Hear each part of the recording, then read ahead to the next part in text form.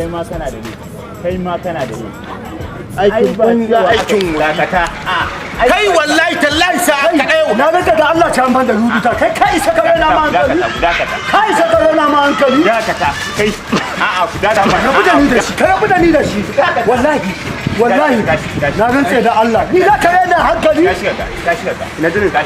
ina saurare ni saurare ni kai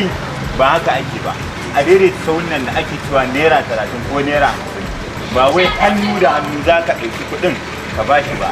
sai kana da waya android za ka yi downloading ko pay app sai ka sauke shi a kan wayarka sannan za ka biya su kuɗin ta e-wallet ɗinka in ka biya su wannan kuɗin akwai in ma da canji za su iya ajiye ma to abinka da mai gona abinka da mai amma ku ai ni gani ne ku ai gani ne na an liƙa fassan naira 30 a jiki wannan ba fator wallahi tallahi da kai tana kice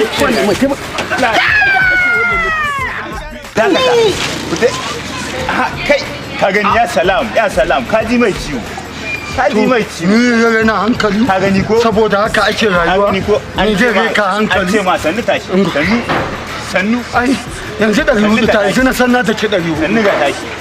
ku ringa wayar da al'umma cewa su ringa to shi wani kauye ne bai karanta ya gani ba ku ringa wayar da al'umma baka karanta ka gani ba ku ringa wayar da al'umma shikenan yanzu ta wuce ni zan ba kuɗin ka kai kuma yanzu in ka je gida ka samu android ku ringa downloading kun gane ku kai downloading apps din sai ka biya su ta nan in kai kaɗai ne ka sa musu kai kaɗai ne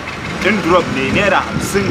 duk inda za ka a faɗin Kano in kuma ba kai kaɗai bane ka sa musu adadin ko nawa ne ka ji ko kai kuma ku ringa wayarwa kan mutum ya sai ku ce mai wannan takardar da kuka liƙa